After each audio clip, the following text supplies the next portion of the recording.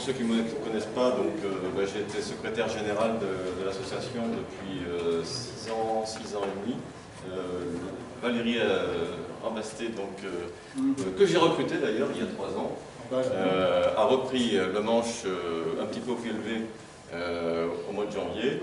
Et donc progressivement, je m'occupe un peu plus du groupe parisien, mais aussi de mon métier, puisque avec Martial, nous sommes tous les deux dans le monde de la simulation.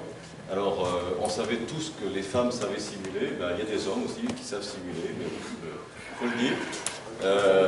Donc la simulation, c'est un petit peu l'objet du groupe parisien, puisque pendant 3 ans, je me suis amusé à accompagner certains implicateurs de façon individuelle, puisque je suis célibataire géographique sur Paris, et donc pour occuper utilement mes soirées, j'invitais, je convenais d'un rendez-vous avec les personnes qui voulaient se reconvertir. Et au restaurant, on a un bon repas, et puis pour travailler l'entretien d'embauche, c'est un petit peu compliqué, surtout avec les clients autour, etc. Donc du coup, l'idée a germé et il manquait un groupe à Paris, parce que quand même c'est la plus grande garnison, c'est là où il y a le bassin d'emploi quand même assez important. Du coup, je me suis lancé le défi en mai ou juin 2015, de lancer 4 invitations, enfin 4 rendez-vous dans l'été, pour provoquer. 22 juillet, 29 juillet, 5 août, 12 août. Tout le monde m'a pris pour un fou. En fait, l'été, on sait qu'à Paris, surtout au mois d'août, il y a pas grand monde. Simplement, je voulais tester pour voir s'il y avait des implicatifs qui étaient effectivement actifs, c'est-à-dire volontaires, et s'il y avait des implicateurs qui voulaient du boulot, qui voulaient vraiment déboucher. Le premier, le 22 juillet, on était 13, je crois. Une semaine après, on était 18. Bien sûr, le 5 et le 12 août, je n'étais pas disponible. Donc j'ai annulé, et le 14 septembre, on a fait une rencontre, donc un after-work de rentrée, où on était 25. Et après, nous en sommes à la 35e édition, la semaine dernière. L'objet, en fait, du groupe, c'est de fournir surtout des outils pour la reconversion, de façon à ce que chacun fasse ses courses, et au moins obtiennent 80% de leurs questions quand ils rentrent le soir à l'afterwork. Il y a c'est une séance de 2 heures environ, et bien au bout de 2 heures, qu'ils aient au moins 80% des réponses à leurs questions. C'est aussi travailler le savoir-être et le savoir-faire. Donc, 35 ateliers en 4 ans d'existence, c'est un bon record, mais pourquoi? Eh bien, je ne suis pas tout seul, heureusement d'ailleurs, et il y a une équipe dynamique qui s'est étoffée au fur et à mesure. On était 2, 3 dans les premiers mois, on va dire le premier mois, et puis progressivement, actuellement, on est entre 12 et 15 animateurs, et j'insiste bien, et animatrices, puisqu'il y a pas mal d'animateurs féminins, on va dire, et qui apportent toutes leurs contributions, leur professionnalisme. Il y a essentiellement des coachs. Et les thèmes abordés sont très, très différents. Bien sûr, on peut travailler le CV, on peut travailler le projet professionnel, ça c'est les outils. Ensuite, on peut faire de la simulation d'entretien d'embauche ou de la négociation salariale. On peut travailler sur la création de son site internet si on veut créer son entreprise. On peut travailler aussi le dress code, c'est-à-dire comment s'habiller si on est un homme, si on est une femme, quand on est convoqué à un entretien d'embauche. C'est Minako, une des nouvelles animatrices qui nous a connu cet atelier. Les animatrices, c'est des civils purs, le 3 quarts. C'est lui qui a été chassé. Alors, nous sommes 370 membres, 370 membres qui ont participé à ces ateliers. Il y a 350 inscrits, un peu plus même, sur le site. 132 membres au niveau parisien et 69 à jour de cotisation. Donc, je lance. Quand même, le chiffre, je peux le dire, j'en suis fier, mais toute l'équipe surtout, 136 reconvertis. Alors, dans les 136, c'est 136 reconversions. Par le réseau de la... Par le réseau, bon, il y en a une partie, ce que j'ai accompagné, j'en ai reconverti 58 à peu près, personnellement, avant de lancer le groupe. Et il y en a certains que j'ai reconvertis 2-3 fois, comme a dit Jean-Michel. dans le civil, eh bien, on ne fait pas carrière dans la boîte, dans la première boîte dans laquelle on va. On peut avoir plusieurs boîtes et ça, c'est pas un souci. Voilà. Au bilan, au niveau du groupe, si je devais parler des aspects difficiles, la grande difficulté, ce sont les implicateurs qui deviennent implicatifs, donc qui obtiennent un job. Alors il y en a certains, et ça c'est ce qui nous valorise, ce qui nous redonne de l'énergie également. Eh bien, quand ils vous appellent, quand ils envoient un mail, ça y est, j'ai eu mon entretien, j'ai transformé l'essai. Voilà. Eh bien, le problème, c'est que la plupart, souvent, ne nous en parlent pas. Donc, dans les 136 reconvertis, il y en a peut-être d'autres qui sont reconvertis, je ne peux pas vous en parler, puisque je n'en sais rien. Ça, c'est un petit peu la... Il y en a qui ont changé de région aussi. Il y en a beaucoup qui ont changé de région, parce que moi, je n'ai pas travaillé que sur Paris, hein. J'ai travaillé sur Montpellier, sur Lille, et puis bien sûr, il y en a d'autres qui sont reconvertis sur Bordeaux en particulier. La difficulté pour organiser un groupe régional, c'est trouver un lieu. Effectivement, on s'aperçoit que le lieu, quand il y a un lieu identique, pendant 2 ans, 3 ans, ça s'est déroulé dans ma société, à Mazars. C'était pratique, et en plus, on avait toute l'infrastructure nécessaire, suffisamment de salles de réunion, tout ce qu'il fallait. Bon, il y a 2 ans, on a été obligé de changer. C'est Marc qui nous a accueillis dans sa société. Actuellement, c'est chez Eric Maïni, donc à Issy-les-Moulineaux.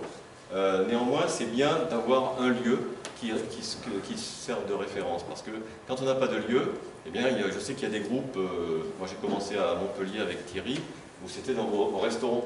Et au restaurant, personnellement, c'est bien, on se réunit, sauf que lorsqu'on veut travailler vraiment pour la reconversion, si on veut travailler le CV, si on veut travailler un entretien d'embauche ou autre, eh bien, dans le restaurant, on ne peut pas. On a son voisin de droite, de gauche avec qui on peut discuter, celui d'en face, et puis celui qui est au bout de la table, on n'aura pas de contact. Donc c'est très compliqué, en plus avec amener les plats, faire le menu, enfin bon, vous voyez le problème. Donc c'est pour ça que j'ai voulu scinder la partie travail, c'est-à-dire à 18h30, vous êtes conviés à l'afterwork, à 18h45 on commence, une petite introduction, un flash info, et ensuite pendant 1h30 il y a un atelier, enfin il y a 2 ateliers qui sont au choix, chacun choisit, et pendant 1h30 vous travaillez avec les animateurs ou animatrices qui vous coachent, qui vous accompagnent, qui vous conseillent, et à la fin, eh bien, quand vous repartez, certains d'entre vous qui sont ici actuellement pourront en parler librement. En tout cas, je n'ai que des retours favorables et positifs. Néanmoins, la difficulté également pour conduire un groupe, c'est la disponibilité des animateurs. Alors quand je dis 12 animateurs ou 15, en fait ça veut dire 4 animateurs présents à chaque afterwork, parce que c'est la disponibilité qui est la plus grande difficulté. Donc il ne faut pas vous étonner en province, ou dans certains groupes en province, si ça a du mal à fonctionner.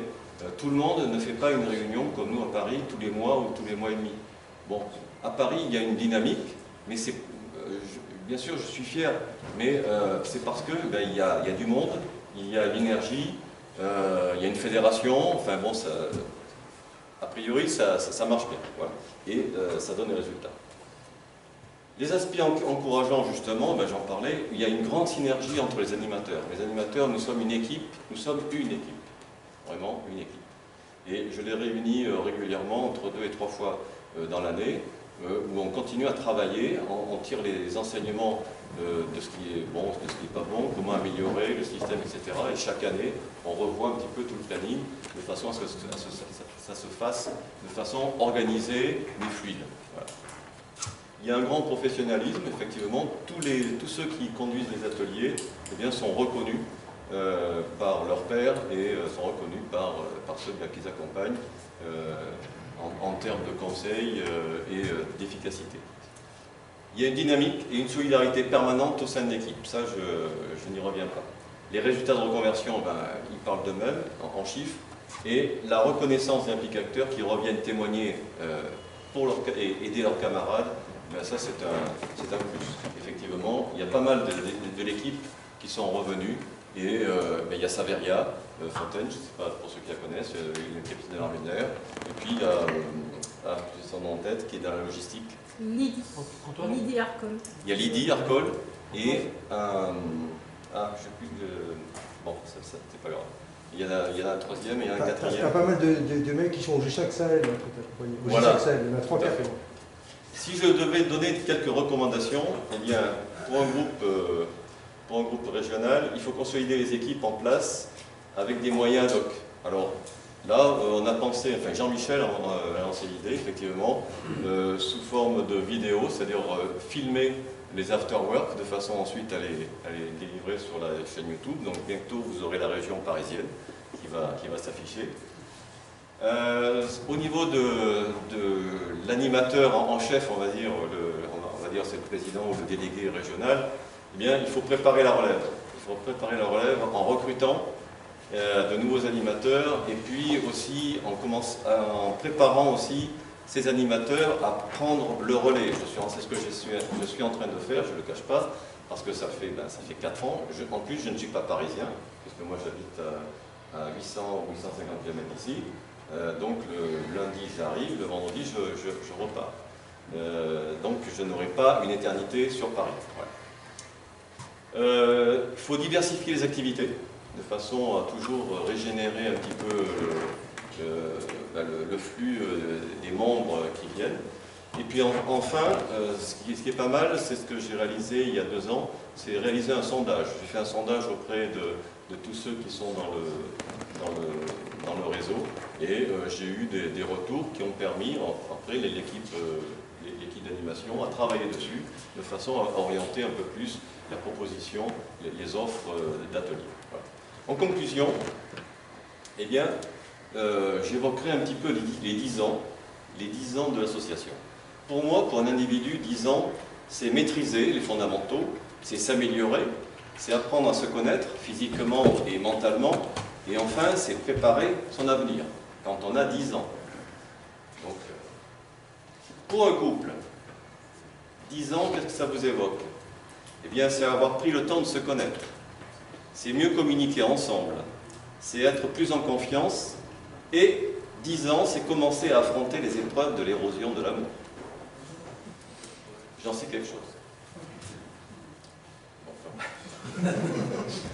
Pour un employé au niveau professionnel, 10 ans, c'est avoir pris ses marques, avoir fait sa place au sein d'entreprise. C'est maîtriser les domaines dans lesquels on œuvre. Et c'est commencer à prendre du recul pour reprendre un envol vers de nouveaux objectifs, vers de nouveaux défis. Pour Implication, 10 ans, c'est tout cela. C'est une organisation et une structure bien stabilisée. C'est une dynamique permanente. C'est se connaître, communiquer et être en confiance, la règle des 3 C que vous connaissez tous. C'est surtout une idée généreuse qui a germé dans certaines têtes il y a 10 ans et qui montre toute sa pertinence aujourd'hui et demain. Il me reste à vous donner rendez-vous dans 10 ans pour certains et pour la plupart d'entre vous le 23 octobre prochain à Eurosae pour le prochain After Work. Bon anniversaire et à très bientôt. Merci.